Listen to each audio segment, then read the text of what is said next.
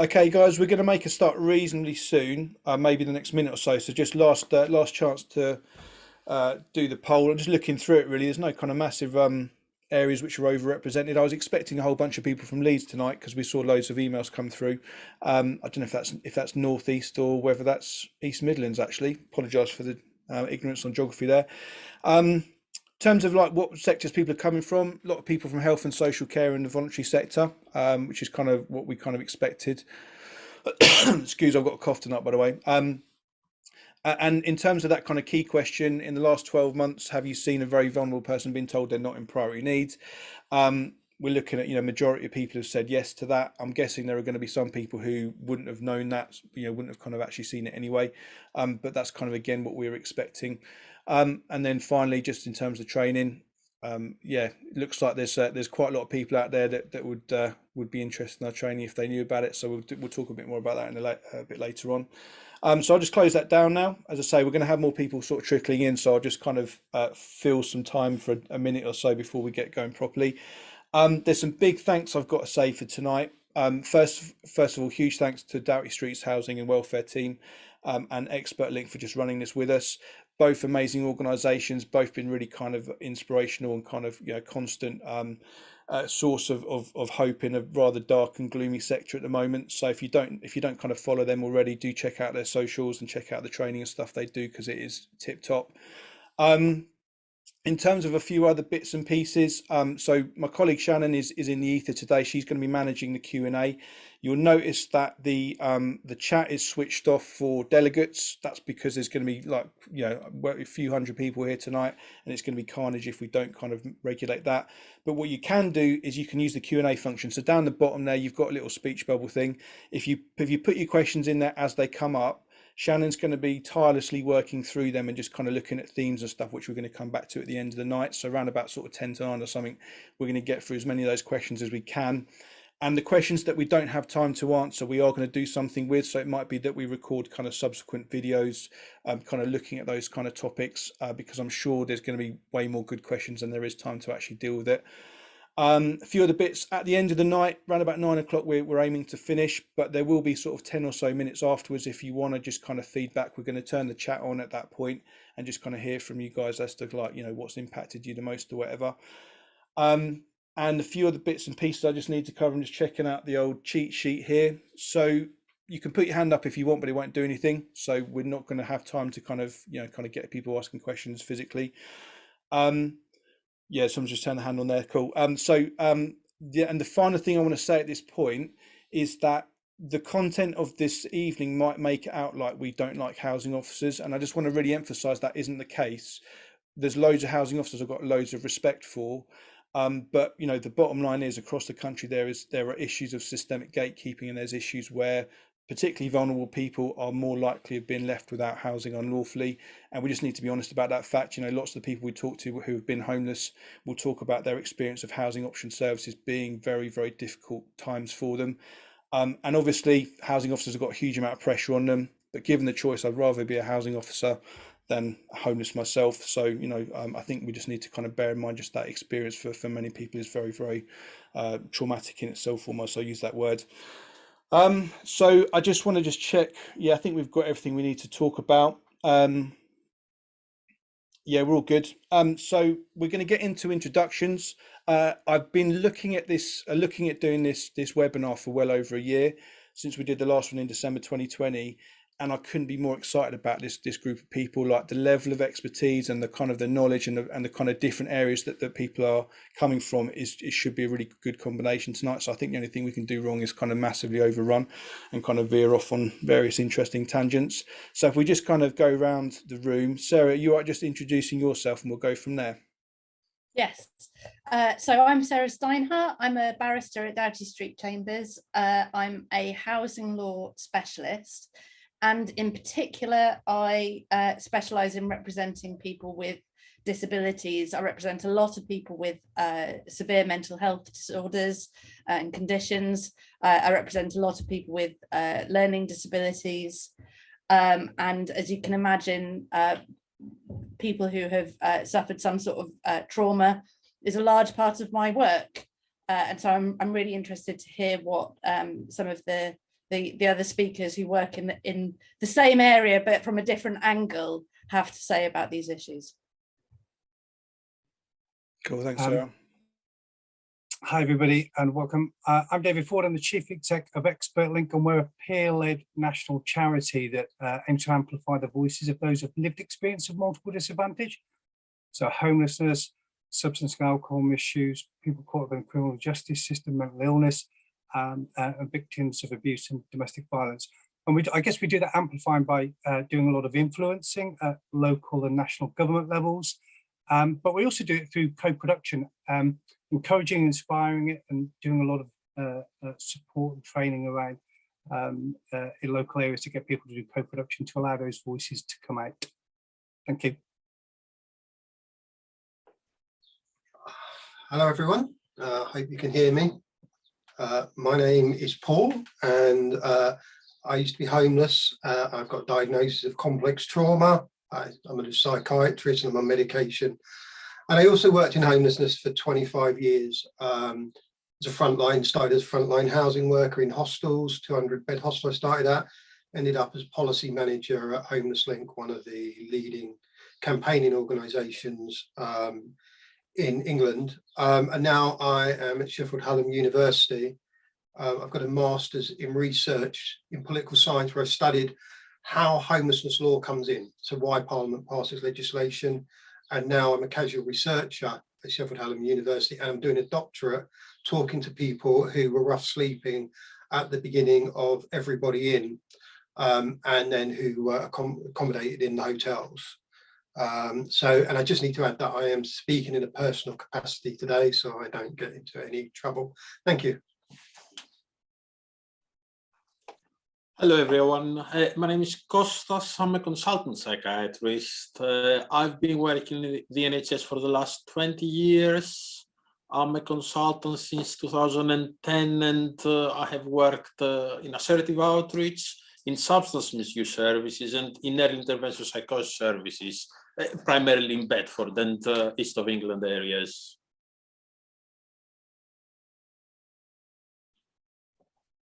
Yeah, hello, my name is Adrian Henson. I've worked in mental health and learning disabilities for coming on 30 years now. Seems longer sometimes, but in the last 9 years, I've been funded by various charities for the last 6 years by the Harper Trust to deliver free mental health support and counselling to people who are homeless in the Bedford area or under threat of homelessness or living in temporary accommodation, all of those kinds of things.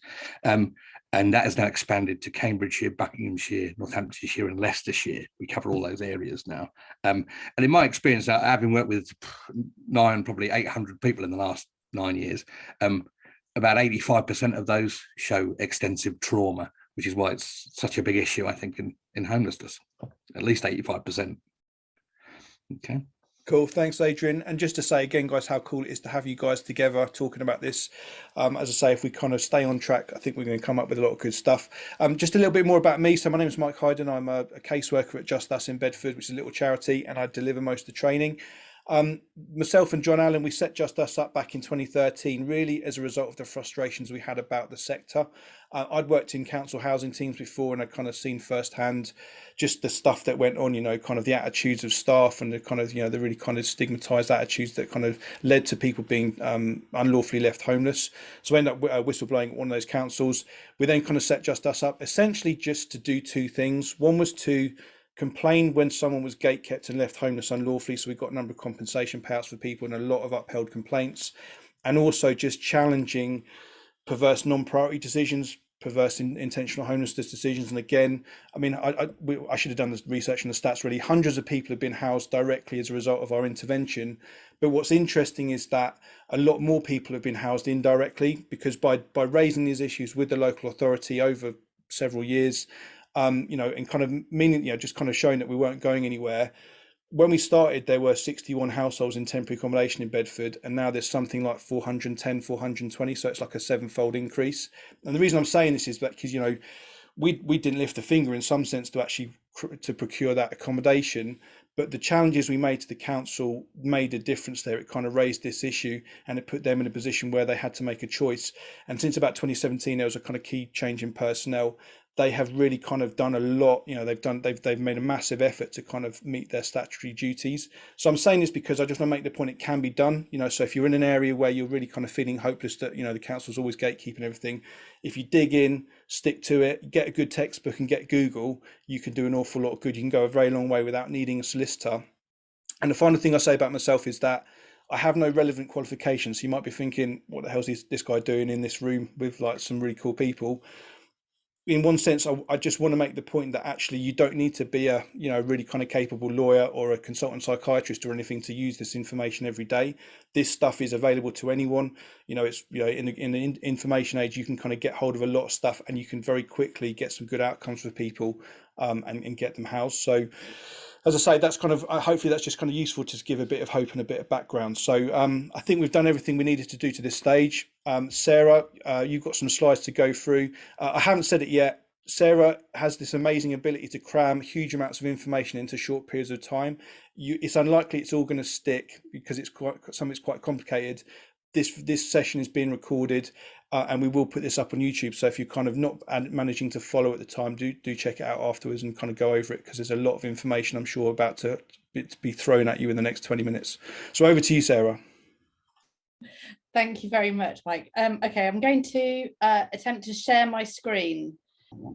Whilst you're finding that, Sarah, if I just freestyle it for a second, just to kind of hopefully start things off. So basically, Sarah's got her work cut out today because the definition of vulnerability within housing law has not been set out neatly. It's kind of spread over several different areas, different cases.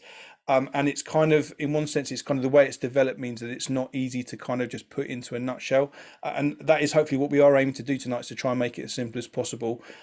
So that's kind of part of the problem. Up until 2015 or so, the law was quite different. So there's been a kind of a real kind of positive movement towards a much more reasonable definition since then. It's got even better since sort of 2017.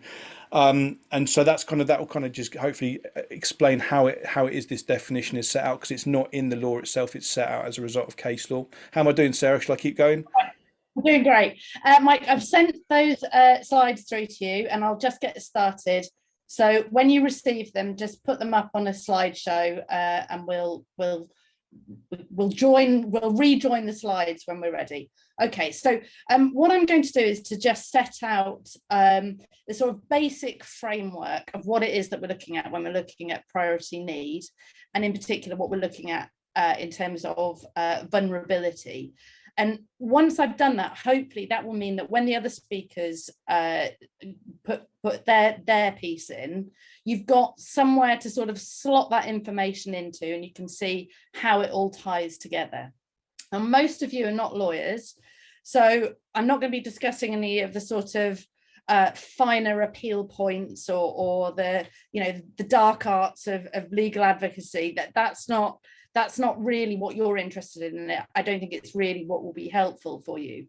But what I hope that you will get out of it is what the test is. So what it is that we should be looking at. Thanks, Mike. Can you put it on slideshow? So if you go to view and then go to slideshow. So at the top, can you see view? Bear with me, Sarah. My screen's just gone quite funny, so I'm getting there. Yeah. So hopefully, what I will do though is to set out what the test is, and explain to you then what that means in terms of the evidence that you should be getting and how you can approach it. Okay. So the test under section 189 is concerned with priority need, and you have it now. Thank you very much, Mike. So. You can see that a person has a priority need if they are vulnerable as a result of old age, mental illness, or handicap, obviously really poor old-fashioned language, or physical disability, or some other special reason. And this test of whether or not a person is vulnerable, whether or not they have priority need, applies at two different stages. So it applies, first of all, at the interim accommodation stage. And at that point, we're looking at whether or not there is reason to believe that a person may have a priority need. And then subsequently, it applies at the point of whether or not the main homeless duty is owed to a person. And that's different. That's looking at whether or not the local authority is satisfied that a person is in priority need. Can we have the next slide, please? So apparent priority needs, this is when you first apply to the local authority and you want them to provide accommodation. And this is the point where we get a lot of gatekeeping. And as I've already indicated, this is a low threshold, so reason to believe that an applicant may have a priority need. And the case law is really, really clear. You shouldn't really be making inquiries at that point. That's not the point that you make inquiries at. If a person goes to a local authority and they say, I have severe depression, well, then they have reason to believe that person may be in priority need. If a person is visibly anxious at the point that they apply for homeless accommodation, if a person struggles to speak, for example, all of those things are the sorts of things that might lead a local authority to have reason to believe that that person may have priority need.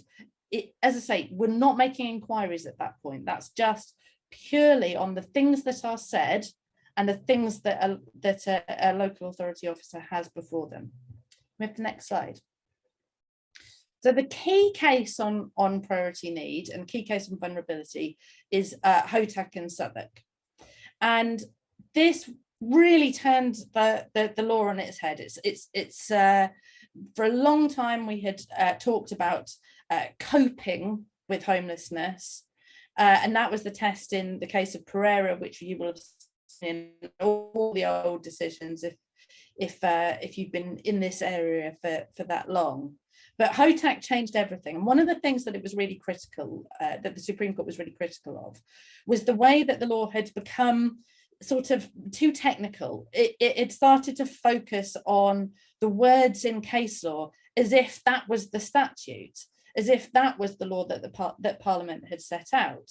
And the Supreme Court were really critical of this. So when we're looking at vulnerability, the very first thing that we should be asking is, are they vulnerable? Just what the actual words of the actual law, are they vulnerable? Without any gloss, without thinking about anything technical, ask that question first. And if the answer to that question is obvious, you probably don't really need to go any further than that. Can we have the next slide, please? So, but, you know, lawyers being the way that lawyers are, of course, it does get more complicated than that. But I wanted to start off with the basic proposition. So this is what a local authority should be looking at and considering when it's deciding whether or not a person is vulnerable. So first of all, it has to be assessed by reference to his situation if and when homeless. And it's a contextual and practical assessment of his physical and mental ability if he is rendered homeless. So because it is a contextual and practical assessment, it means that we need to think of it with, imagine the situation.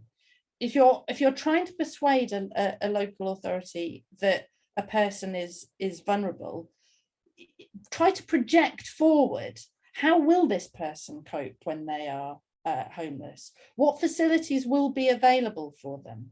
Where will they eat? Where will they sleep? Can they sleep on a park bench?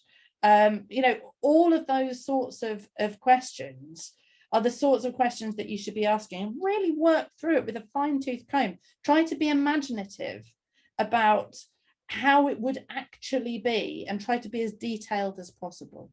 Can we have the next slide, please? And when we're looking at, when we say homeless, in this context, we're talking about a person that doesn't have accommodation. So it doesn't have any accommodation at all. The Supreme Court was really critical of using the words street homeless, because again, it was sort of creating a kind of jargon that didn't need to be there. But really, that's what we're talking about. We're talking about a person who doesn't have a roof over their head. And it's important to bear this in mind, because an answer that you sometimes get from local authorities is, well, it's okay because they could get accommodation. Well, that's not actually that logical, because actually we're looking at them without accommodation. So it's no point in saying, well, they wouldn't be vulnerable if they didn't have accommodation, because they would have accommodation. It's completely nonsensical. So you have to imagine the situation of, this is a person who doesn't have accommodation.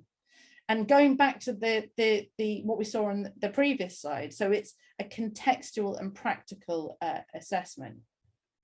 And this part of the decision in HOTAC reinforces the earlier decision of Osmani and Camden. This is relevant for today, because in that case, one of the things that the court said, it was Lord Justice Old, said that you have to think about the debilitating effects of mental health conditions, and in that case, depressive disorders, and what would happen to that person's depressive disorder if they were deprived of the prop of their home. So without a home, without the security of a home and the safety of a home, what would that do to a person's mental health? And that then leads you to ask further questions. So what would happen to their mental health? What would happen to their physical health? Can we have the next slide, please? So again, we're looking at this in quite a specific way. So looking at the particular characteristics of that particular person. And you're adding all of these things up together. And one of the reasons why it's important to think about the way that different issues interact, particularly in the context of trauma, is where you have mental and physical health concerns that are going alongside one another and that are affecting one another, because your mental health is not discrete from your physical health. The person who has depression, for example, may well find that if their depression deteriorates, they also find it less easy to manage their diabetes, for example. And there are lots of these connections, and particularly in relation to things like substance misuse. So a person whose mental health deteriorates, who then suffers a relapse in relation to their substance misuse. And that then creates further effects in terms of self-neglect, not eating properly, and all of those sorts of things. So that's why you have to have this holistic picture. So what do we do in terms of getting that evidence? Well, first of all, we need, obviously there's medical evidence. That's one thing that you can do. You can get your medical records, you can get those relatively easily, and it shouldn't cost you any money. If you can get a report. You may not be able to get that. You may not have the resources to get that. You may not have the time to get that. But if that is possible, if you have a treating professional, then that is something that you can do. You can get letters in support from professionals that are involved with you. One thing that is always very effective is if you can get a council worker in another area to write in your favour. So for example, you might have a health visitor, you might have a social worker who is extremely cross about the way that you're being treated by the very same local authority, and that's always quite persuasive. One thing that I think is really helpful but is often dismissed by local authorities are benefits decisions. If you're receiving PIPs, if you're receiving ESA, then there will have been a decision about the difficulties that you have. And especially if that's gone to a tribunal and a judge has made those findings, those sorts of decisions should not be being glibly dismissed by local authorities. They are considered findings which go to a person's ability to function, and they are highly relevant to the decision of whether or not the applicant is vulnerable. But the other thing that I would say, which is very helpful, is extrapolating from past experience. So if the applicant has previously experienced a severe deterioration in their mental health because, for example, they were evicted from a previous home, or because they had a relationship breakdown, or because of some other sort of triggering event, then actually it makes sense to say, well, this is also a triggering event, and this is what happened last time. So we can extrapolate from that this is the sort of reaction that might happen in a state of homelessness next time. So in terms of vulnerability, one of the things that the Supreme Court was quite clear about is that vulnerability can't be looked at in isolation. It's a comparative exercise that is being carried out. So the question is whether or not the applicant is more vulnerable than many others in that situation. And it connotes significantly more vulnerable than ordinarily vulnerable. Now, this is something which is relied upon a lot by local authorities, particularly the point about anyone who is homeless is vulnerable. But what does it actually mean? Who, in fact, is the local authority officer comparing the applicant to? I mean, of course, it's obvious that anyone who is made homeless is vulnerable, but that's why you have to start with the applicant's circumstances now, and then project forward to how it would be if they were without accommodation. The person who is already more vulnerable than the ordinary person is quite obviously going to be more vulnerable when they are without accommodation. And so what shouldn't happen is that, and does happen very often, is that the homeless applicant's circumstances now are compared with a person who is by that point already homeless. Well, that's not the comparison that should be being carried out. Can we have the next slide, please?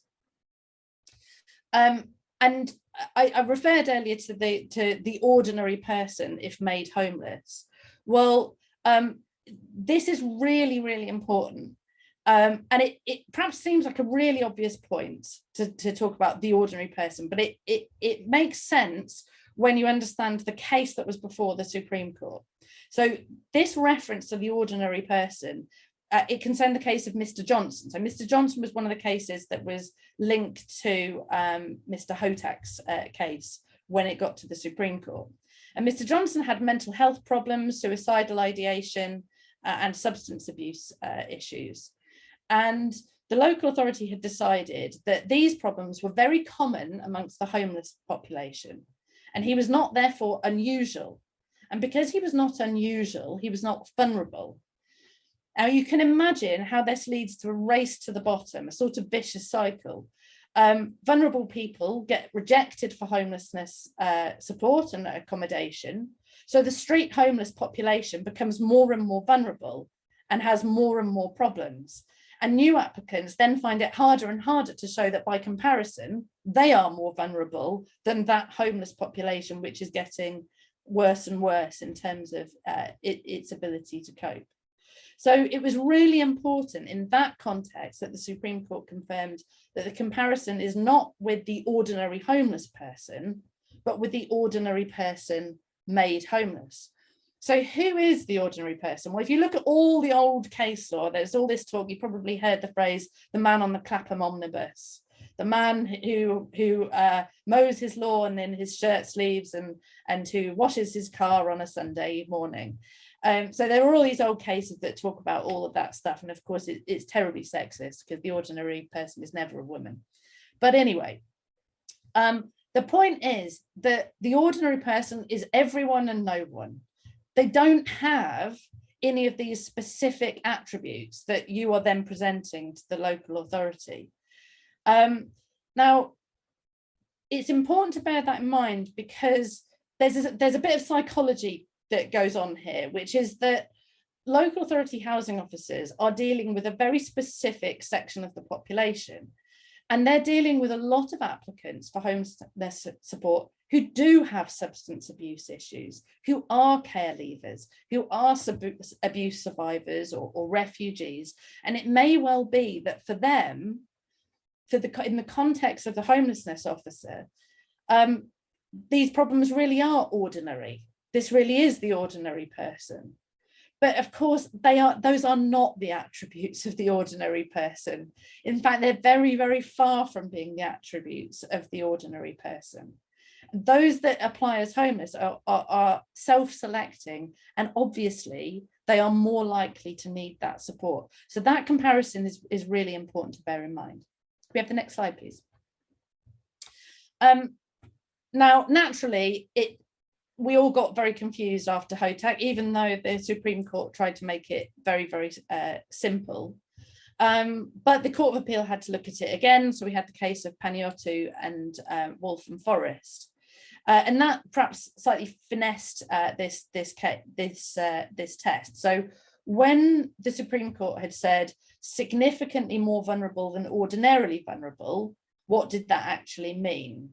And really the Court of Appeal said, well, it's qualitative, it's not quantitative. So it's not about having being more at risk in that way, but it has to be a sort of an appreciable difference. But I wanted to say something about what harm means. What does suffering harm mean? And it's really important in the context of what we're talking about today in trauma, because harm can be internal. The person who suffers an increase in intrusive thoughts, who has more rumination, more fatigue, more hallucinations or voices, these are harms. Suicidal ideation is a harm in itself. It doesn't necessarily have to result in active suicidal action.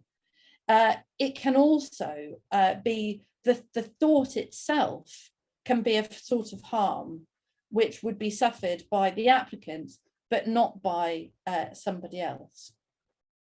And of course, those harms also then create further harms: self-neglect, inadequate eating, poor choices, risky behaviours, relapse in substance misuse. Can we have the next slide, please? This case here of Guist and the London Borough of Lambeth is and this extract in particular is incredibly useful. And of all the things that I'm saying today, this is the one that I would want you to sort of commit to memory, because it's very, very helpful. Now, this concerned an applicant with hypoparathyroidism, and essentially what the Court of Appeal said is, well, you have to compare the applicant with somebody who doesn't have that condition. So and this is the point that I was getting at earlier, but it's said so clearly in this case. So if you have an applicant who has depression, well, you compare them with someone who doesn't have depression. If you have a person who has schizophrenia, you compare them with someone who doesn't have schizophrenia. If you have a person who has emotionally unstable personality disorder, then you compare them with someone who doesn't have that. And it makes it really simple, and it really shows up the vulnerability. It sort of brings to light the difficulties that person has. Can we have the next slide, please? So dealing with medical evidence. Schaller and Birmingham City Council is sort of the key case. So that basically says that you shouldn't, first of all, it's a decision for the local authority to make, not for their medical advisors to make. And secondly, if you are comparing, for example, the opinion of a psychiatrist with the opinion of a GP, well, they shouldn't be given equal weight. But equally, you should take into account that when the local authority goes to now medical, for example, that's a person who hasn't seen the applicant. And so again, even if it's a psychiatrist at now medical, that opinion shouldn't be given the same weight as, for example, a treating professional. So that's this sort of basic point. But I want to give you a couple of examples of how that's been applied. And Thomas and Lambeth is not a case which is authoritative at all. It's only in the county court, but I think it demonstrates some really good points. Now, this was a case of that His Honour Judge Parfitt did, and if I read you an extract from the Now Medical report, I think it will contain quite a lot of words that you are very familiar with. So it says here, the issues are depression. The applicant has a history of depression, and I note has a history of suicidal thoughts and acts in deliberate self-harm. She's been treated with sertraline 50 micrograms, I would imagine, the standard antidepressant in low dose, and has been referred for counselling, which would be considered standard treatment. There is nothing to suggest that she has required urgent psychiatric intervention, and there is no evidence in this case of a severe or enduring underlying mental illness that would significantly affect her cognition or rational thought. Whilst I note that she has suicidal thoughts, there is no evidence of significant concerns regarding intent in this case. So those words of a severe or enduring mental illness that significantly affects her cognition or rational thought, we will all have heard those words. They're cut and pasted. And if you ever want to do any analysis of the fees that Now Medical charge local authorities, and you can compare them with their accounts, which are publicly available, you can pretty much calculate that I think I worked out about 7 minutes per report. So that gives you a bit of an idea of why there is so much cut and pasting that happens in Now Medical's reports. Anyway, His Honour Judge Parfitt thought that this was absolutely dreadful and completely useless, really. And what he said was that, first of all, the problem here was that it wasn't for Now Medical to answer the question of whether the applicant was significantly more vulnerable than an ordinary person. That is not the doctor's expertise. The doctor is there to give an insight into a person's medical condition and mental health. It's not to make the decision for them.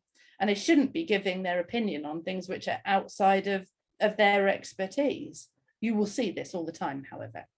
But the second point, which I think is really useful, is that His Honour Judge Parfitt said, it is unhelpful for these reports to identify problems that the appellant is not alleged to be suffering from.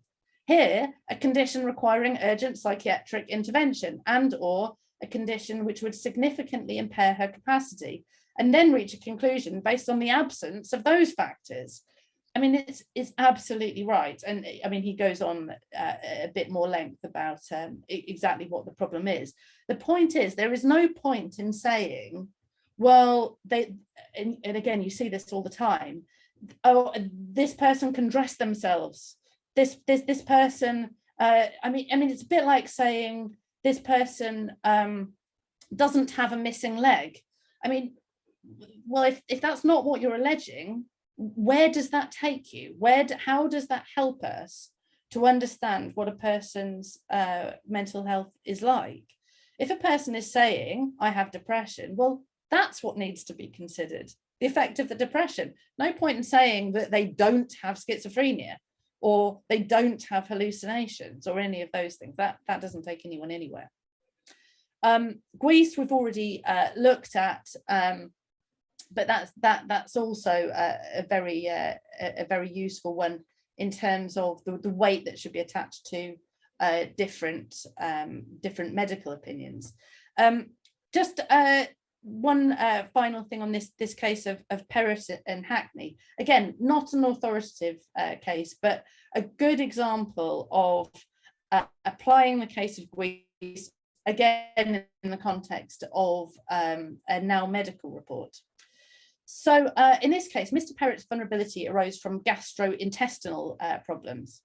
And after receiving the homelessness application, Hackney, of course, obtained a report from Now Medical, which found that his conditions were not particularly more significant than those of an ordinary person.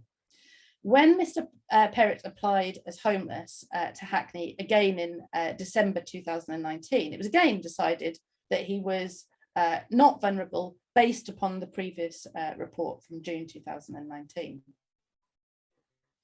As part of his review submissions, Mr. Perrott provided Hackney with a questionnaire prepared by his GP, which stated that he suffered from debilitating pain.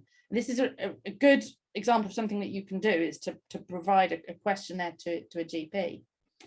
And it stated that he suffered from debilitating pain and he needed good hygiene. and access to bathing facilities to avoid infections. And the review officer upheld the decision, stating that she had given equal weight to both the now medical assessment and the report from Mr. Perrett's GP. His Honour Judge Roberts thought that this was rubbish, basically. How on earth could the report of now medical possibly be of equal weight to the GP that had met with Mr. Perrett and who understood what his condition was?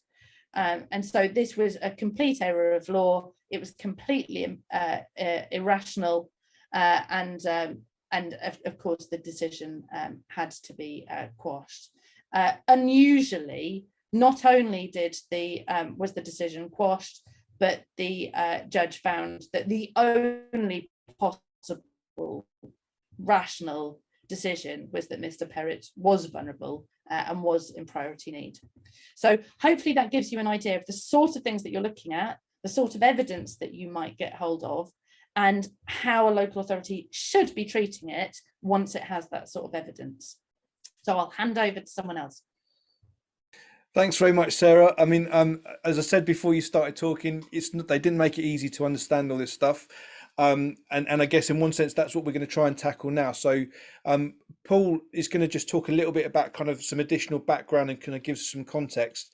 And then we're going to kind of start looking at actually, okay, based on what Sarah's just kind of taken us through, how do we understand priority need when it comes to trauma? And essentially what we really want is, when we're working with people who've experienced traumatic kind of things during their life, how do we make sure that their approach to a local authority is as strong as possible so that they get housed? So Paul, do you want to just, as I say, Paul, if you kind of explain that kind of that big picture stuff, that'll kind of set us up to kind of take it forward.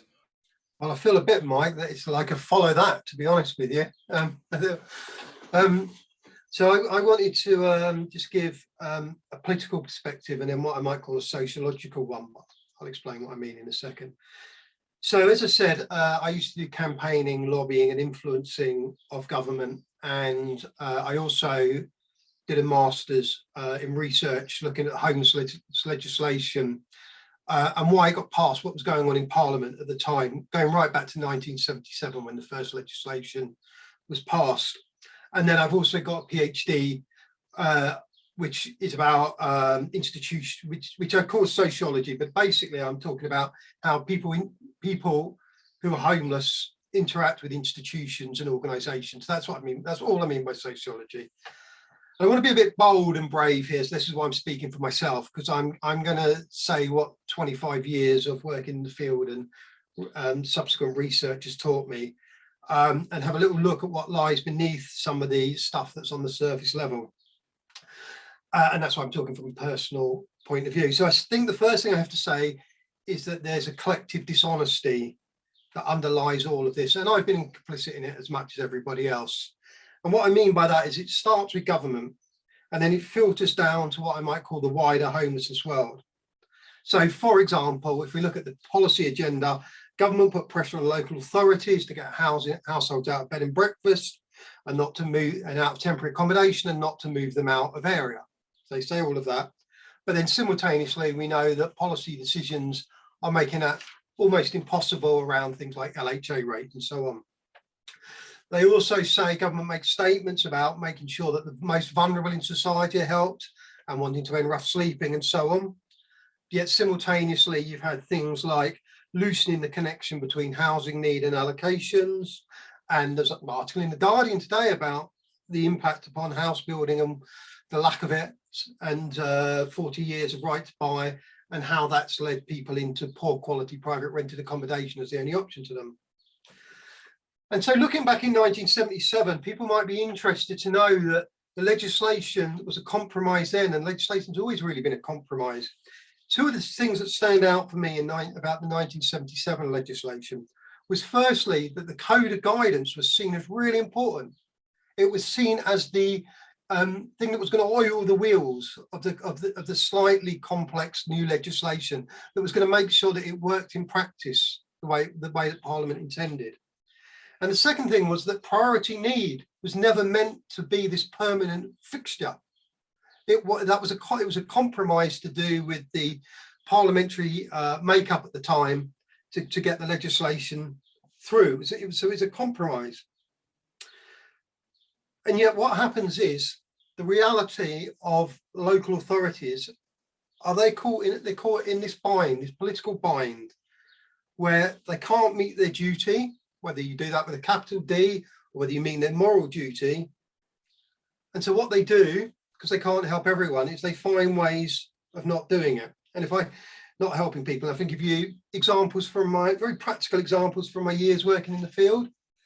Firstly, when I used to work in hostels, for example, the advice and assistance that was in statute that people were supposed to get could just consist of a photocopied list of hostels for people to ring up.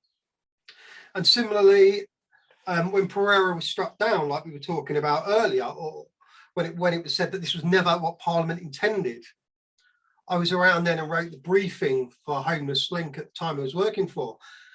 And that decision was used as a mechanism for rationing resources and not undertaking assessments.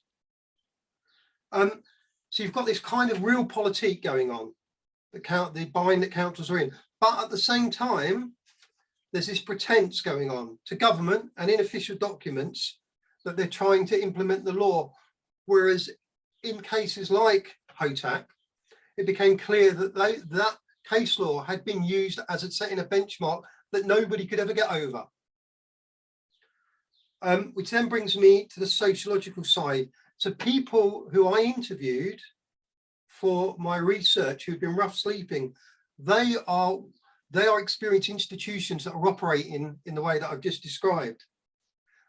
And the reality is that most of the people I interviewed felt that local authorities were trying to find reasons not to help them. Now, whether that's true or not, that was their impression. And that those case laws and those decisions they were given were about slamming doors in their faces. And the series of hurdles that people feel they have to get over of being homeless, being able to evidence priority need and stuff around intentionality. This takes place for the people I interviewed in a world where they are used to institutional rejection, where they feel doors are shut in their faces anyway. And so the first sign that this is going to happen again fulfills their expectation and they often walk away. And the people, ironically, who were most well placed to get help from local authorities were the more functional, the more eloquent, those who understood how the system operated, those who were able to sometimes get a charity like Mike's or a lawyer like Sarah to help take up their cases. But the people who were least likely to be able to access that help were those for whom their life was focused on survival, really. And for people with trauma, like I have, life feels very dangerous. I just want to give an analogy that I think is helpful in terms of this. A few years ago, I interviewed a lot of people who'd been in the armed forces and who'd ended up homeless.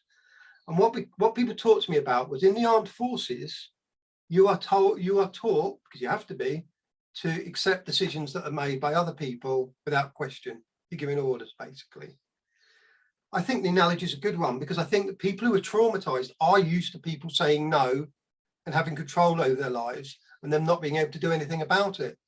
And so the minute that those institutions put no in front of people's faces, say to them, we can't help you, we're not going to help you, you don't fit the criteria, very hard for people to overcome that.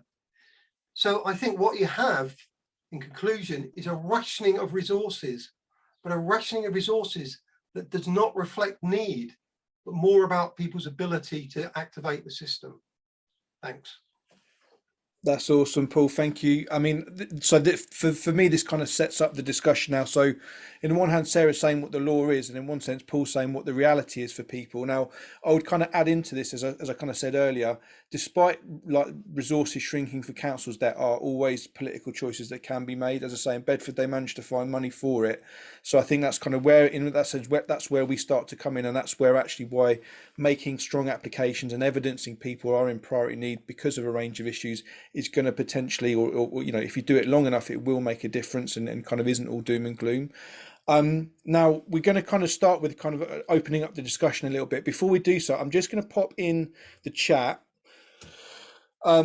This for me, now, Sarah kind of just demonstrated, if nothing else, that there is so much stuff behind this definition of priority need. Now that in the chat for me is the kind of me boiling down the definition of priority need into the question we have got to ask tonight. So how does trauma affect a homeless person's ability to deal with the consequences of homelessness, so that they'll be at more risk of harm than an ordinary person, as kind of Sarah explained? And that's really what I want to spend the next half an hour or so just kind of talking about, is how does trauma affect people? Because, just to kind of set up the scene a little bit, many housing officers I've dealt with over the years, they'll kind of take the line that unless they can see you're visibly shaking or something, then you're okay. And so really that's kind of, in terms of our work as advocates or kind of support services, we need to do this kind of this background research to present this evidence to councils, because they haven't got the time to find it themselves, and they haven't got the motivation to find it themselves because they don't have enough TA on the day. And that's the reality of it. So with that kind of definition in mind that I've put in the chat, I'm hoping that will kind of just kind of flavour the kind of this subsequent conversation. So I'm just going to start off by asking the question, excuse me, essentially what do we mean by trauma? And I know lots of the people attending today will already kind of be reasonably familiar with the common things. Most people will immediately think of physical abuse and sexual abuse and those kind of things, which are obviously very prevalent.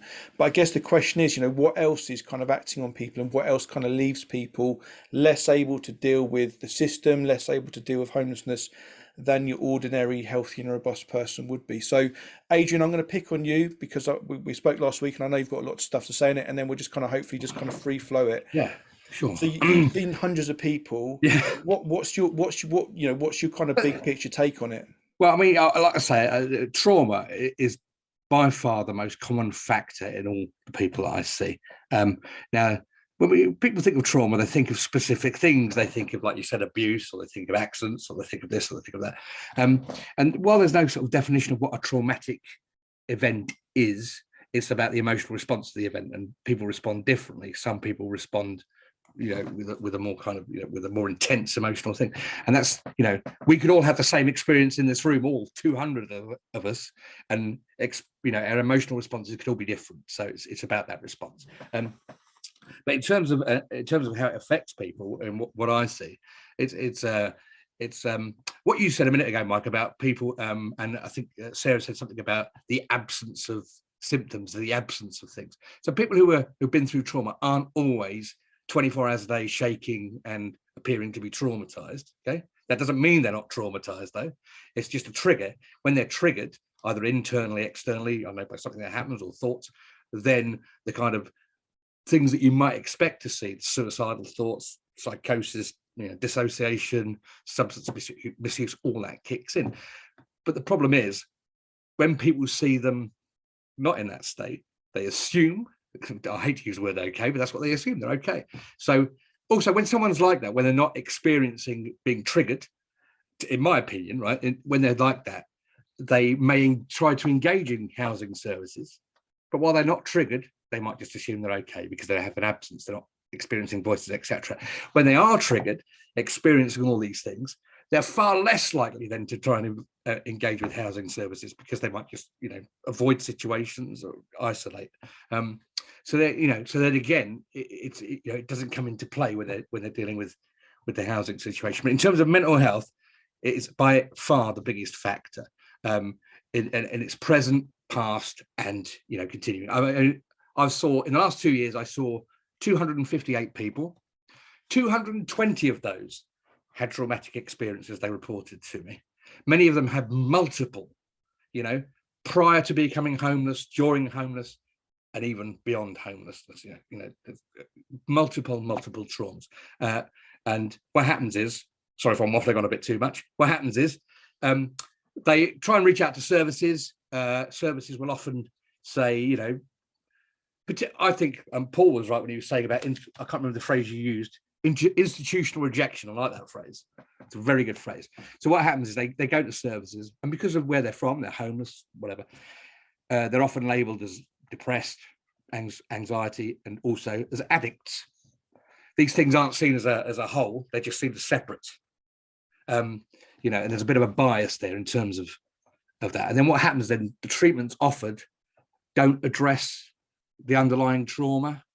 Therefore, treatments offered aren't always effective because their mental health is based on trauma. That's not all services. I'm not just painting everybody like that. That is just a more sort of traditional way that people are treated. So yeah, it's a massive issue in their lives.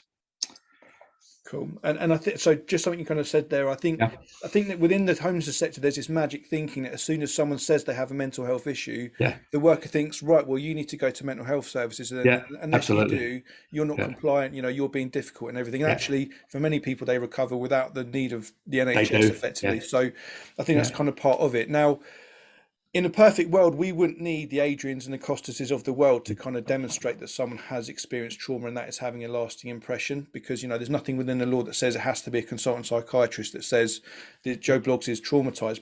But in the real world of approaching councils, you guys are effectively, you know, you provide this kind of framework, this kind of research-based body of work from NICE guidelines and wherever.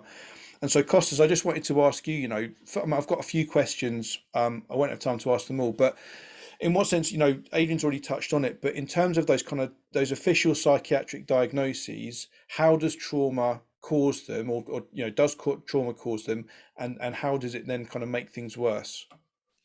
So trauma is a significant contributor to the majority of mental illnesses, and I think we need to think of trauma as something that is current. So something that's happening in your life now, and how this increases your risk of depression, of anxiety, of psychosis, but also how trauma is a thing that may have affected your development, your experiences, exposure to situations that are impacting on how you see life and how you engage with others, how you learn to trust others. And this is, if you like, the long-term effect of being exposed to traumatic, adverse, if you like, situations as you're growing up. And in terms of risk, for me, what's really shocking, and when you see the numbers, you see that homeless people die. You know, women die 37, 38 years. The average age of death is 38 years. It's like half of your life expectancy. Men as well, they die so much earlier. People are 20 times as likely to die from drug abuse. They are almost 4 times more likely to die by suicide and die younger by suicide. So homelessness is a significant contributor to what is happening, and unfortunately, I agree with the issues around mental health. Sometimes mental health is seen as another authority, as another traumatizing, you know, service that's more concerned about eligibility criteria, who will see you 9 to 5 and you have to be here, you know, 10 past 9, and if you miss your appointment, you're gonna be discharged. And that's really problematic, and it does not really help. And I agree, if you are under mental health service, you're actually a lot more likely to be helped, but actually you're more likely to need help possibly when you're not under mental health service, because you just cannot engage with the standard processes. So I've just got some quick fire questions for you, Kostas, like almost like yes or no. So first things first, someone with a dependent syndrome, a diagnosis of dependent syndrome, would it be fair to call it a lifestyle choice? Yes or no? No. No, thank you, because that's something we see regularly with housing officers. They kind of say that. My next quick question is, so for someone with a significant mental health issue, the fact that they're not engaging with mental health support services, does that mean they're at more risk of harm or less risk of harm? They're at more risk of harm if not engaging. Cool. So we haven't got time to explore those things a lot, but those are kind of some key themes I see in kind of casework. So it's just good to hear that from a consultant psychiatrist. I guess another question, and I think David's itching to say something. I might be wrong there, but I just in terms of the kind of we not only have to understand trauma and its impact on someone's ability to deal with homelessness down the line, but we also have to try and convince housing officers who are often not very sympathetic. Now, in one sense, you kind of reference NICE guidelines and things like that a lot. Are there kind of some good sources that advocates can be using just to basically force the issue and kind of say, no, EUPD is a real thing. You can't just dismiss it as being like just a whatever, which housing officers quite often do. So are there kind of some good resources that people can be using to kind of to evidence that people are in priority need? I think when you go to the NICE guidelines, I think they can be quite helpful, because they do set up standards of care that they are easy to reference. Mind has very good resources as well regarding mental health, some really good guides and guidance about what is a condition and how it should be treated. Cool. Okay. I mean, it might be we can get some resources out on that, just some key ones, because some of the stuff you shared with me was almost like, I mean, it was using terminology like self-medication, which again is quite often dismissed by housing officers. They're like, oh, that's not a real thing. I've even worked with housing officers who are like, oh, autism, that wasn't a real thing when I was growing up, and that kind of attitude. So there's a lot of work to be done there. So that's really cool. I just wanted to come to David. Now, David, you were involved in the research around hard edges. I'm sure you've got various bits to say. Is there anything that you're kind of picking out so far that kind of ties in with where we're going? So thanks, Mike. I want to pick up on a couple of points actually and just to clarify with everyone, we are peer-led. I mean, it is multiple disadvantage, severe multiple disadvantage. And it was interesting what Paul said about acceptance of those orders. So when you're being told something, and also the way that you present at local authorities. So for those of you who don't know, I was in the care system. It was extremely abusive. I joined the army. I've been an active service. I won a care out there. I spent 20 years on drugs. I'm known to the criminal justice system. I'm known to mental health services as well, because I've tried to take my life a couple of times. I remember the day that I presented at my local authority saying, can I have some help? First thing is I did try and tidy myself up a lot. I accepted their decision. And the decision straight away was no. There was no conversation. It was just no, on your way. But I just accepted it. But I remember what the impact on me afterwards, recognizing I've been through quite a lot as a kid in childcare, recognizing I've been on active service, recognizing I've been in court and criminal justice system and all sorts of things like that. So I've been quite challenging places. Actually, that the walk from that local authority to the place where I went and found the dark corner and I sat was probably one of the worst times of my life. Absolutely. So the impact of saying no to someone who's suffered from trauma it's severe. And I think that, recognizing as well that trauma can be anything to anyone, can't it? It could be, maybe you wake up in the morning, get down and your goldfishes die. It's about what support and resilience you've got built up around you and have you.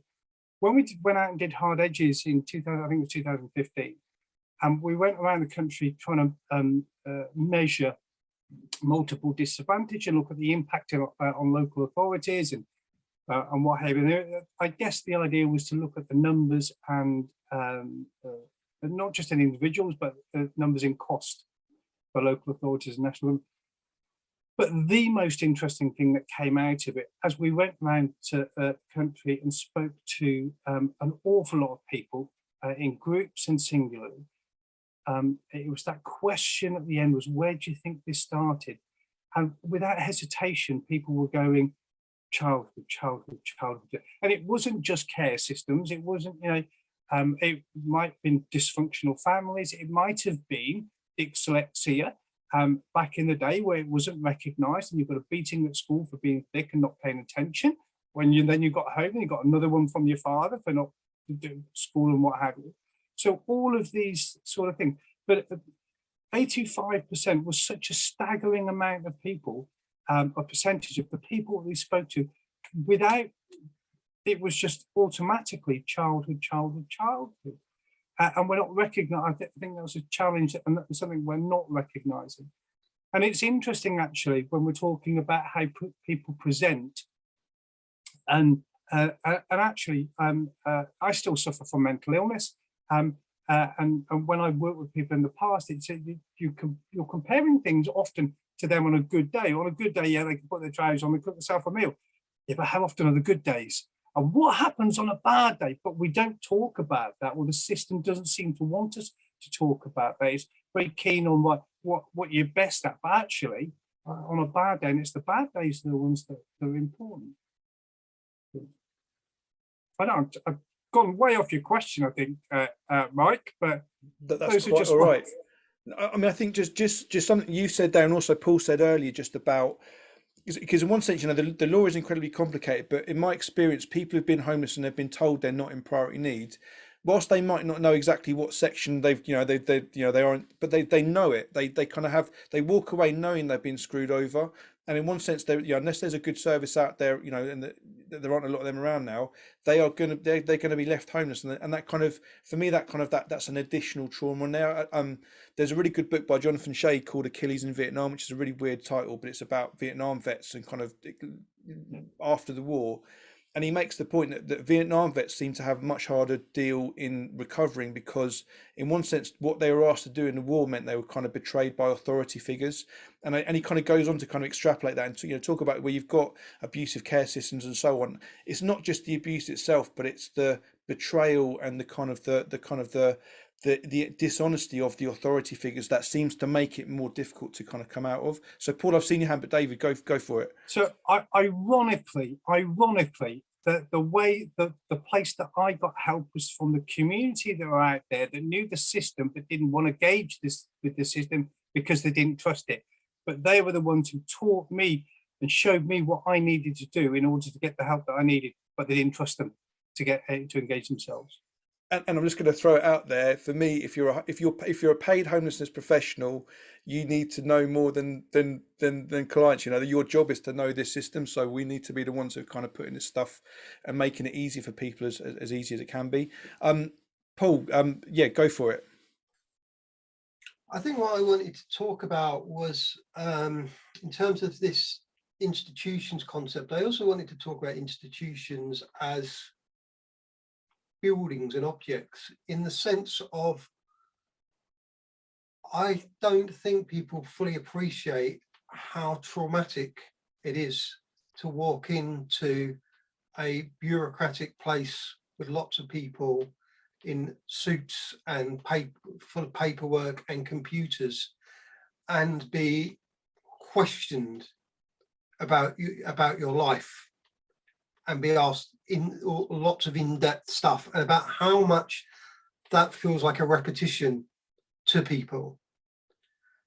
And that's why I come to the point about their expectation is they're not going to get helped. So if your expectation is you're not going to be helped in the first place, how likely is it that you're going to be you're going to agree to do it in the first place? You're going to want to do it in the first place. Secondly, how likely is it you're going to be able to do it without taking something to make the pain a bit less frightening before you go there?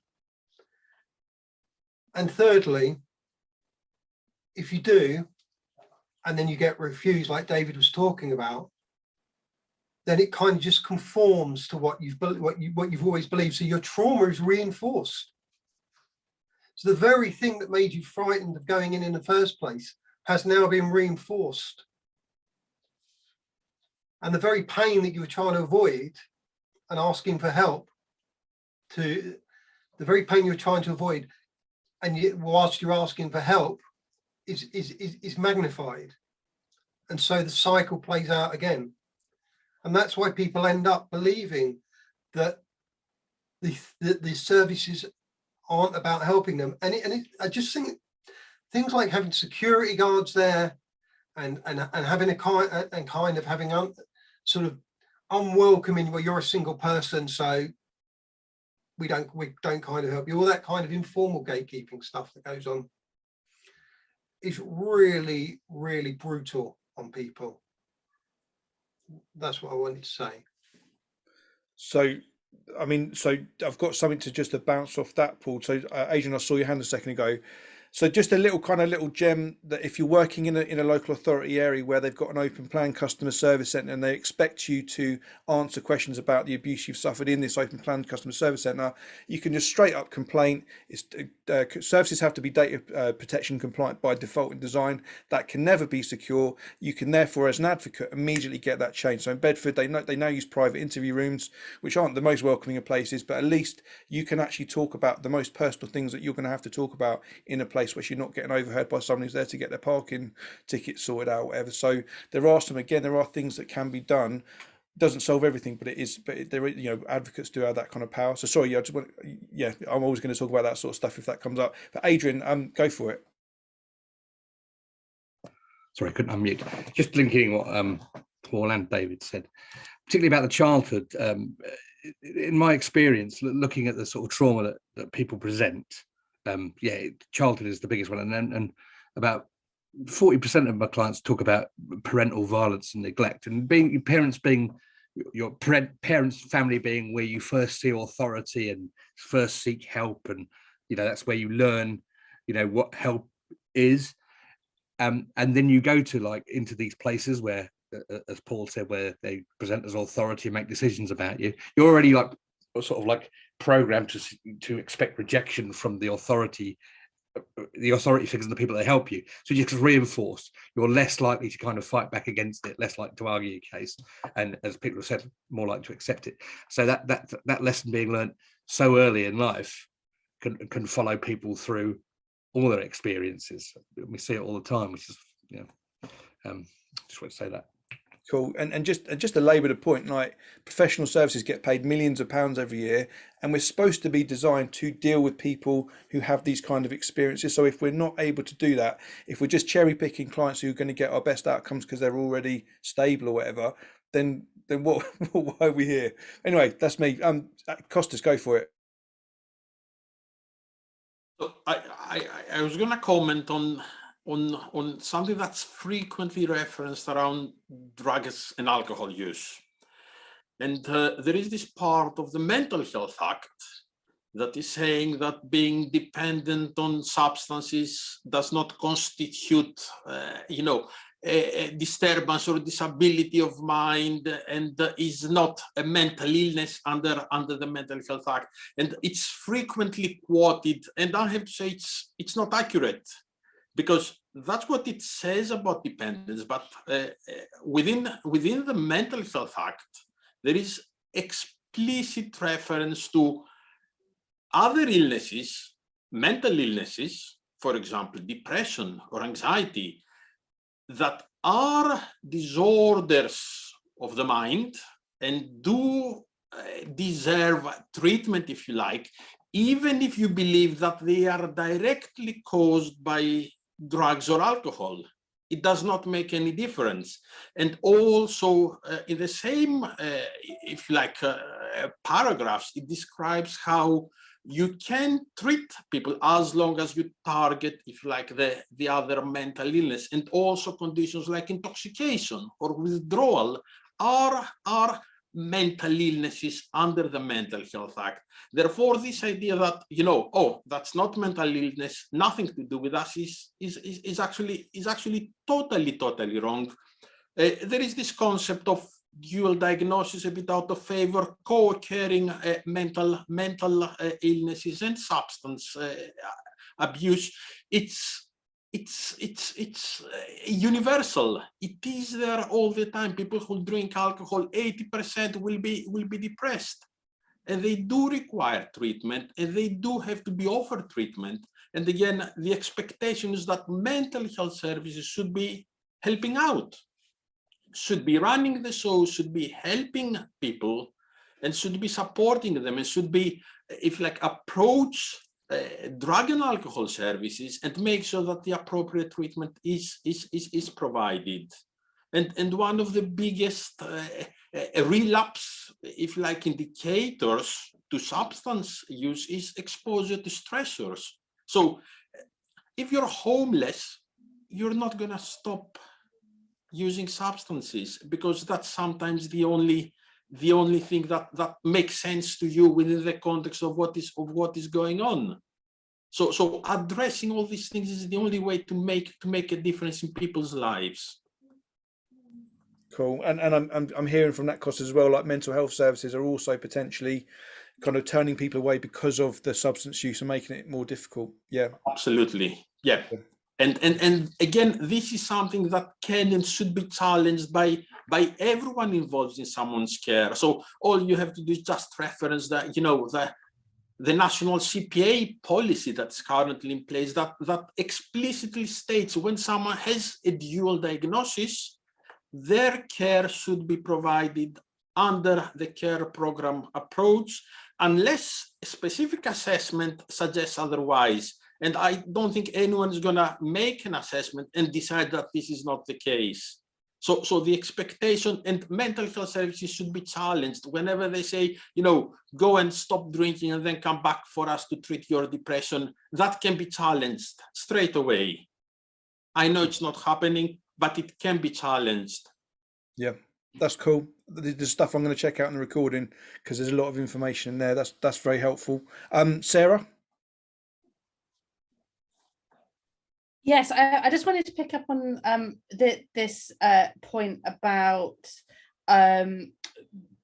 whether or not addiction or substance misuse is sort of deemed to be a mental health disorder, or the way that it's treated in that way, because I think it underlines a sort of like a wider point that we often see, where people are seen as being the question is asked almost whether or not a person is sort of morally responsible for their behavior, particularly in intentionality cases, when it's really not the job of a local authority to be assessing the morality of a person's behavior or what they should or should not be doing. But the other point that I wanted to make about this was that it's right that under the Equality Act, there is an exception for the definition of disability for where a person person's difficulties are to do with drug misuse. In relation to mental capacity, actually, it's an open question. The decision, there was an issue which was referred to the High Court recently as to whether alcoholism could mean that it could be a disturbance of the mind such that a person lacks mental capacity by virtue of their alcoholism. It went to the High Court, and then the High Court didn't actually deal with it. So it means that this is still an open question. But the broader point is that when we're looking at priority need, at least, it's a functional test. The local authority shouldn't be getting into the sort of medical intricacies or moralizing. It should simply be asking about the way that a person is affected by the conditions that make life difficult for them, and really it should end there rather than getting into any sort of technicalities, I suppose. That's really helpful, because obviously that's a very, very common kind of culture you see within teams where it absolutely is seen as lifestyle choices, and that absolutely is seen as a legitimate thing to do, is to then deprive that person of housing because then they're not worthy of it. So that's really helpful. I think Adrian was next. Just a quick point, linking kind of what the previous two people said. The thing about substance misuse, in my experience, is if I see so many people who, and I'm not diagnosing them, would fit the criteria of, say, PTSD. We're talking about trauma here. So many people who fit the criteria of PTSD, and some of the criteria of PTSD are things like depression, intense anxiety, but also use of substances, right, is a very common part of PTSD. Now, if the homeless people weren't diagnosed as or seen as being anxious or depressed or whatever, EUPD, whatever, and were choosing substances because of a moral position or as or because they were lifestyle choice or whatever, but if we saw it as a kind of overarching thing, they have a condition which is based on trauma, a post-traumatic sort of stress disorder. If we saw it as that, and I think there is a sociological bias in diagnosis of homeless people, they don't tend, from what I've seen, they don't tend to be diagnosed with PTSD as much as other parts of society. And if they were diagnosed with PTSD, maybe I'm not saying they've all got PTSD, that's not what I'm saying. If they were diagnosed with PTSD, perhaps it would be seen in a different light. But their addiction is always seen as this kind of moral choice, or, oh, they just do it because they're homeless, you know what I mean? Or, you know, and so it's kind of, it reinforces this idea that it's their fault. So, you know, I think that's an important issue that, you know, could probably be dealt with. Yeah, and I'd say like, so I remember we saw a decision where this kind of reasoning was in there, you know, like suddenly relapse is always a lifestyle choice, and as well as challenging the decision, we complained about the fact that an officer was saying that in writing, and they haven't used that reasoning ever since. So it's something, again, advocates can do something about. It's not just like, you know, kind of shrugging and saying, well, there's nothing we can do. David. Just quickly on me, as an ex-user, I can tell you it was not a lifestyle choice. And when I first used it, it was about what was going on in my head. It was the trauma. It's the way that I managed it. Mike, so a couple of things. I'm conscious of time, and I've just seen a question in the chat that I wanted to pick up on, and if I can, and try and answer it. It was about somebody putting there, working for a charity, come across people who think that local authorities not set up to help them and have distrust. So I think it's gatekeeping. How do I speak to these clients with trauma to convince them of this, and or getting some help from the local authority when the local authority is the only place that they can go? I just want to share something really, really quickly. So in 2010, I set up my own advice and guidance clinic and became an advocate. And Mike's mentioned advocate many times because I think this is really important here.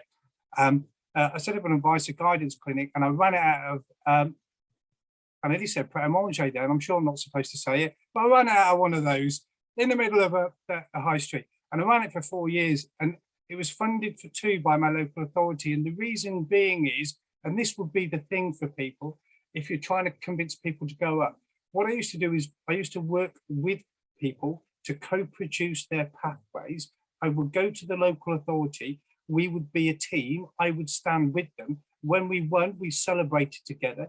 If we didn't get what we wanted, we'd console each other, but we'd rethink it through and support one another to get through that process. The important bit there is standing with someone, especially when they've not had people standing with them in the past and they've been on their own, which is probably where a lot of people have been. And if it was me doing that right now, I'd have taken notes on all of the stuff that Sarah's said and Kostas said about NICE, and I'll be using that in my armory when I went up there. Yeah, absolutely. And I couldn't agree more with you. And I'm always interested by professionals who kind of blame victims of domestic abuse, for example. They say, well, you know, you should have left before. And I'm like, you don't even dare to challenge your local authority. Yeah, you don't even dare to challenge them. How on earth is your client going to challenge an actually dangerous person? You know, just there's a lack of perspective there. David, you're absolutely right. Time is getting on. We're obviously going to overrun by a few minutes. I really apologise for that for everyone. There's one more thing I just wanted to say. And in order to make the point, David, are you okay just to give a brief explanation of what true co-production is? Because I want to make a point going back to trauma on that. But you're the expert. Oh, so often, so there's loads of stuff about co-production in there, and often what we hear is that it's all very complicated and stuff like that. But actually, if we genuinely talk about co-production, it's about the way that we work. It's about the way that we walk into our workspace, the opportunities that we give to people, and the way that we do our work. So we've got sort of 3 little simple principles: is that recognizing that we don't own the monopoly on the truth, but the truth sits within the collective. So whether that's a group or just 2 people, it sits within the collective, and that's where the wisdom and the power is. So you work together. You're not coming to that space saying, I know everything. The other one is that you afford all stakeholders the opportunity to sit at the table. So it's who's going to be involved in this, or who's this going to affect? Well, they need to be sat here, inputting and sharing their wisdom to them. Let's do it equitably. And the third thing is about taking a strength-based approach rather than, so that the system is really good at like being deficit-based and prescriptive, and not in a positive way. Prescriptive at you, not for you. For would imply that it's good for you, but scripted at you, it's like that's for them, it's better for them. Actually, we need to take a strength-based approach. It's about everybody working together, you know, sharing all of their wisdom, all of their learning, all their strengths and their skills to come out with the right outcomes. That's the short, like 1 minute version. That's awesome. So the reason the reason I wanted to kind of mention it in this discussion is that I've I've been to conversation co-production. I've seen David at work. I've been to the training and stuff like that he does. And for me, there's something very special about the way he approaches all of this stuff. So for me, conventional charities where you've got hierarchies, you've got professionals, you've got clients, they are by definition restricted in kind of creating social settings. Whereas true co-production, when I've seen David do it, because that hierarchy is removed, you have people who are currently homeless or have been homeless, and they are genuinely in a position to actually make friends, because it's not you're just a charity case. You're doing useful things with with other people, and you're kind of getting to know people. It's a really good way to get to know people. The reason I say it here is that for me, no matter how good the Kostases and the Adrians of the world are in dealing with therapy and that kind of stuff, for me, unless people who've been through trauma have a social base, real friends, kind of underpinning that kind of therapy, it's very difficult for a mental health professional to really kind of to be much help. And so for me, there's also a challenge in this. If we want to respond to trauma, charities need to get their heads around real co-production. They need to give up some of their power, and they need to create these environments where people can be on equal footing with them to kind of create that basis. Now, as I say, we're overrunning. I've just got a question coming through from Shannon. So one of the questions we just got through, or it's quite a few now. So how can a local authority be held accountable? Sarah may well chip in with this one, but as I say, you don't need to be a lawyer to hold a local authority accountable. You need to get to know their policies. You need to get to know the code of guidance. And every time they mess up, you need to complain formally. And as horrible as that sounds, it's the way it should work, because if you don't, you just allow bad practices just to continue. But a good council will respond really positively. As I say, Bedford has made so many improvements, it's unbelievable, in so many different ways, even though they haven't got massive budgets to kind of do this stuff. So, Sarah, unless you want to kind of throw extra stuff in there about the court process, yeah, go for it.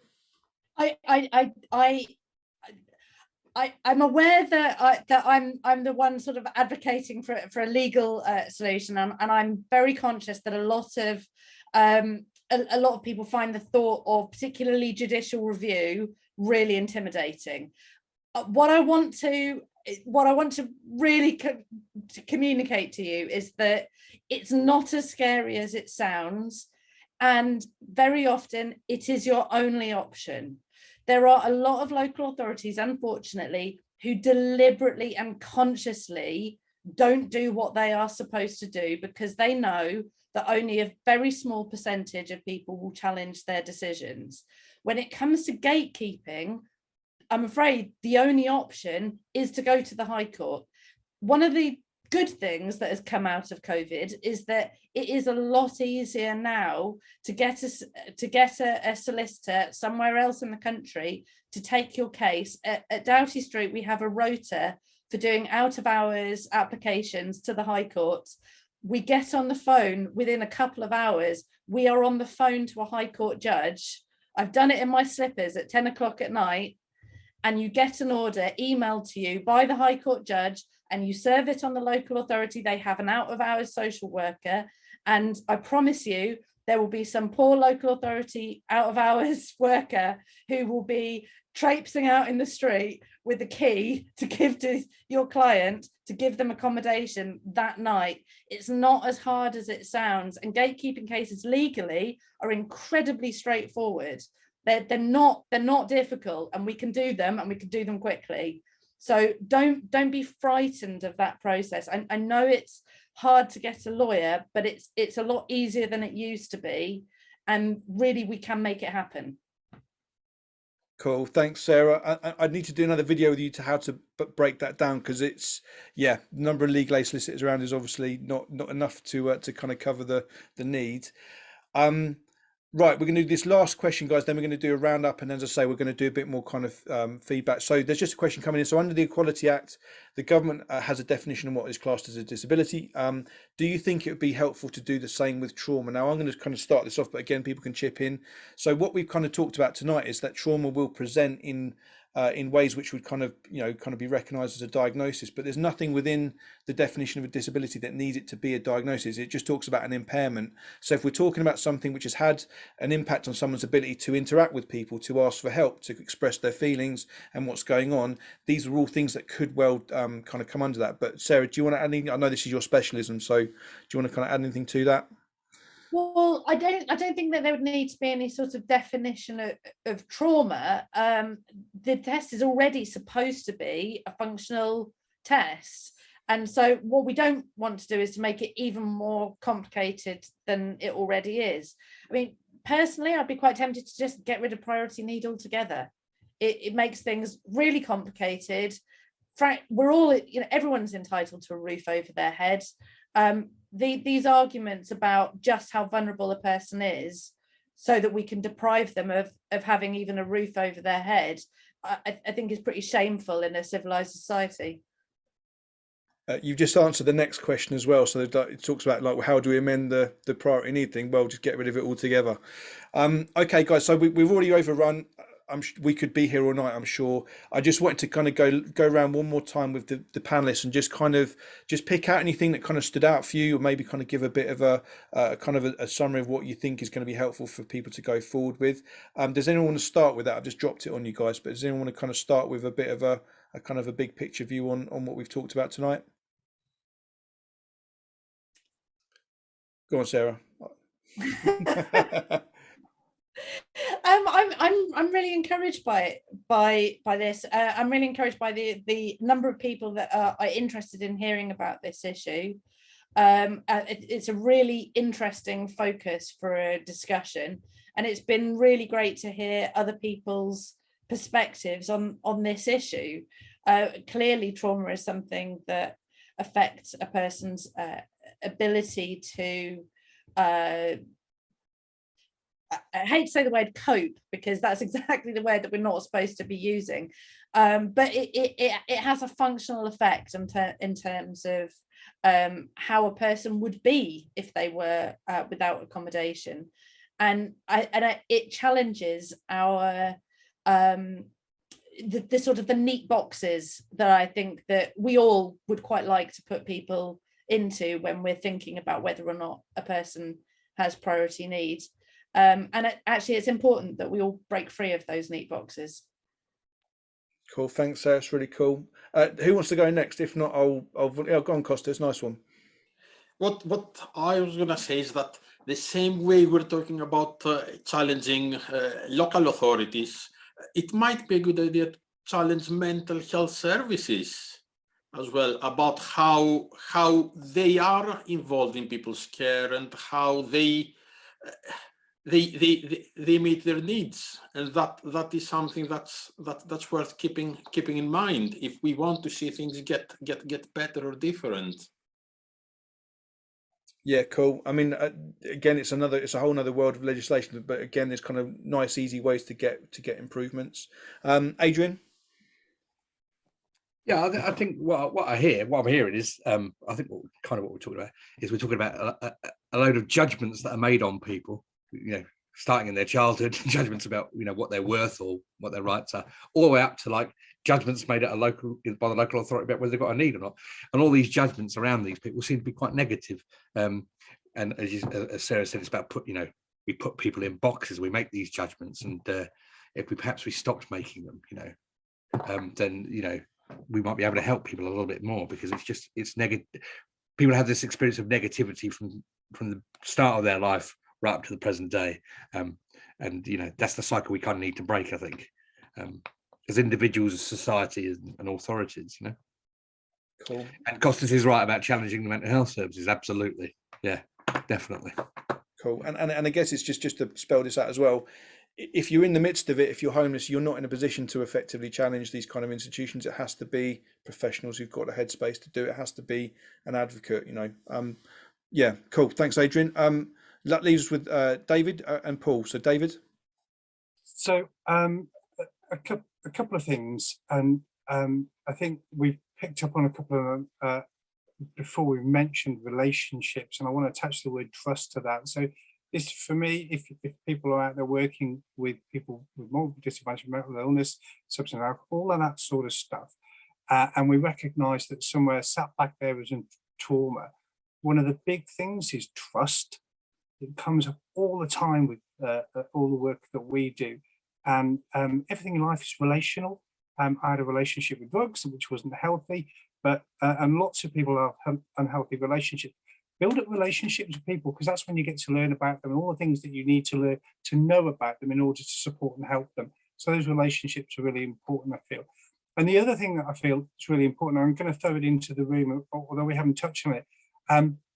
We have a duty to refer, which I think falls down a lot too. And possibly people don't refer, or referral might be, I think someone mentioned a print off earlier, a flyer or something, there's a list of what have you.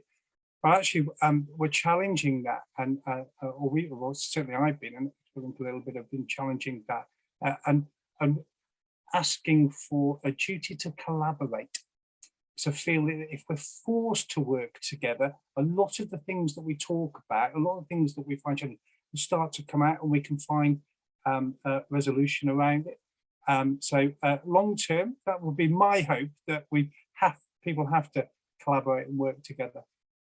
That'd be awesome. I think it is doable. That'd be quality. I know that's some stuff you're doing with your kind of thrust at the moment. That's cool. And then finally, Paul. Just a quick word about the priority need extension question. There's been a mixed results of that happening. 16, 17-year-olds seems to have, you don't see 16, 17-year-olds rough sleeping anymore. On the other hand, Parliament didn't want people coming out of prison and hostels to end up homeless, but that didn't seem to work, that institutions bit. So not sure that's going to that's the answer. So what I think is that, and I think it started today, is we need to have an honest discussion, and that discussion needs to include people who've tried to access the help that they need and what stopped them doing it. And if local authorities are wanting to do the best that they can in the circumstance they've got, I don't think they should be afraid of that conversation. And I just wanted to say that my doctorate should be published later this year, and I'm very happy to share. I can't imagine anyone would want to read all 90,000 words, but there's stuff in there about people's experiences of trying to access local authorities and access help, and how that has caused them major distress and put them off ever doing it again. So I'm very happy to share that with people, and hopefully my email will be put up if people want to email me there for a copy of it. So just let me know if you want me to come and talk about it. Thank you very much. So I think honest discussion is the way forward. Cool, thanks, Paul. And I'm definitely going to be interested to read that when it comes out. Okay, guys, we're 10 minutes over. What we're going to do now, we're now formally going to close the meeting so much. So I know panelists have got things to do. So if they need to drop out now, that's cool. What we're going to do is we're going to just turn the chat on, and this could be disastrous. We'll see what happens. But we're going to turn the chat on, and I'm going to ask delegates 2 questions. So one is, what is the thing that kind of sticks in your mind the longest from tonight? And the second thing is, what are you going to go and do about this? Because this is stuff which is practical, and kind of, you can do something with. So I'm just going to work out how to open the chat up. So this should mean, in theory, you can now all chat. I don't know, it hasn't actually looked like it's any different to me. Someone write something in the chat just for me, just see if it comes through. It's yay, right, cool, nice one, thanks, Kate. Yeah, so there we go. So as I say, guys, those 2 things, we haven't got time to read everyone's stuff, but we're gonna take it, and we're just gonna go through just some kind of initial thoughts from that. So 2 questions: what's the thing that stood out for you most tonight, and what are you going to go and do about it? That's the kind of thing. So I'm just going to give you a couple minutes to do that. Also, I'm going to put in another poll somewhere if I can figure out how to do it. I can't. Here we go. Exit poll. There we go.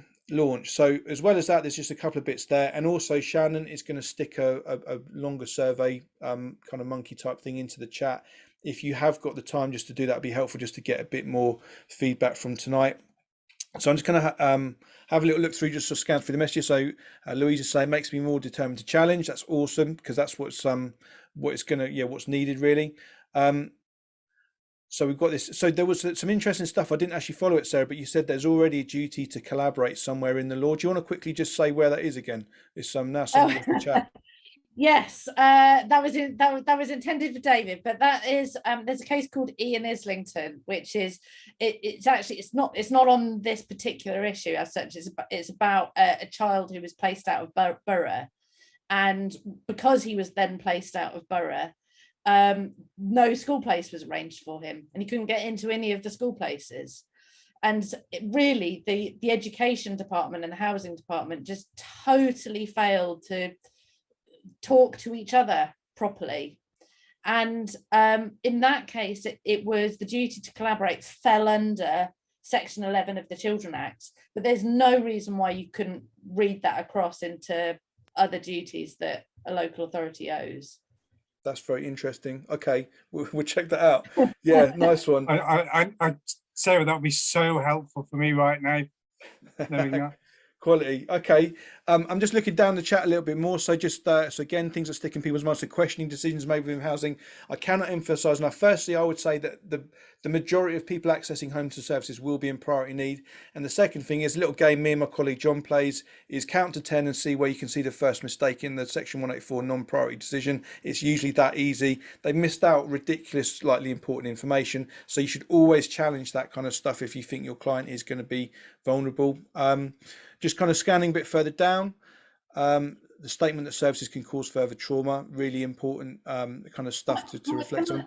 Oh, go on, Sarah, yeah. Can I respond to something that somebody was saying about the difficulty of sort of trying to explain your difficulties in a room full of lots of people and in an open plan office and things like that? Ask for what you want. Try to communicate your difficulties in the way that's going to work best for you, and tell the local authority what is going to work best for you. Again, one of the good things that has come out of COVID and remote working is that there are now more options for how we can present information to local authorities. Everyone's got a phone. We can take little videos. We can gather evidence in that way. We can, if you're living in unsuitable accommodation, you can do a little tour around it with your phone. You can show the local authority where it is that you're living and why it's so dreadful. So there's more flexibility in terms of how you explain what your difficulties are. And again, try and think a little bit creatively and ask for what you want. Cool. I've got a funny story where someone got put in temporary accommodation and they complained to the council. The council did nothing. They took a video of it and put it on YouTube, and then told the council that it's on YouTube. And all of a sudden, they would magically clean the flat and got it all sorted. So yeah, it was that was their idea. It was great kind of outcome.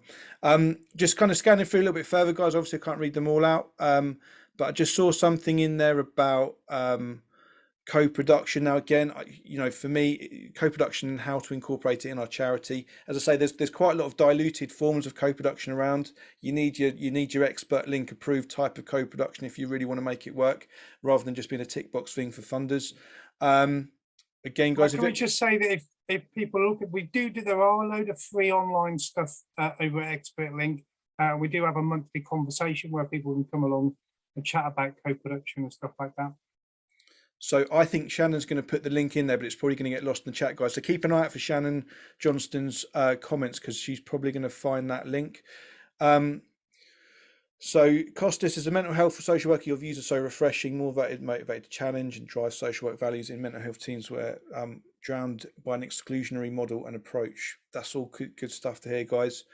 Again, guys, if anyone else sees anything that's kind of standing out, there's a lot of stuff around challenging, kind of challenging more, being prepared to challenge. A lot of stuff around co-production I'm seeing. Claire says the dehumanizing language and attitudes of housing professionals about vulnerable people. I will speak to my service manager about challenging this more. Again, I think services are often terrified that they'll lose their funding. In my experience, that is actually less likely than you might realise. And plus, if you do lose your funding, you just get 2P'd over to another organisation and you still have a job. So I would say that's not a good reason not to challenge. So yeah, Jules Cuss says what she's learned, how low the priority need threshold is, gives me confidence to challenge decisions. I feel a bit more confident. Awesome. I think Jules, you're coming on the training on Friday, so it'd be good to kind of go a bit further with that. Cool. Okay, guys. As I say, we're going to save the chat. There's a lot of stuff coming in. There's a lot of good stuff. We're going to digest that. We're going to call it closed now. Again, sorry for overrunning. Please do just kind of stay in contact with our organisations, because we put more of this stuff out all the time, and we're pretty active. I'm pretty sure Doughty Street's got a YouTube channel as well, if I'm right, Sarah. I think there's a lot of stuff, like historic stuff, on there. So it's just, you know, we live in the world of age of information. There's a lot of stuff you can get for free that will help you out with your clients. Okay, cool. That's it, guys. Thank you so much for coming. Appreciate it. It looks like it's been a really helpful thing. Shannon, if you just want to put that survey link in the chat one more time, if people just want to spend 2 minutes doing that, it'll just help us plan for the future. And in fact, it reminds me that the poll should be coming up. So if I just go down, the one I was interested in, so question 2, future event topics. So we've got trauma and intentional homelessness is the most popular. Homelessness as a civil rights, the second most, and then whistleblowing in the homelessness sector is the third most. That's just kind of stuff that we, as I say, we may well end up doing more events similar to this, which we can kind of take forward. So guys, thank you so much. Again, thank you to the panelists. It's so good to know you and just to kind of see you doing your stuff. I'm sure we'll bump into each other at some point soon. Take care. See you later, guys. Thanks for coming. Thank you. Bye-bye. Thank you, Mike. Thank you, everybody. Take care. Have great weeks. Yeah.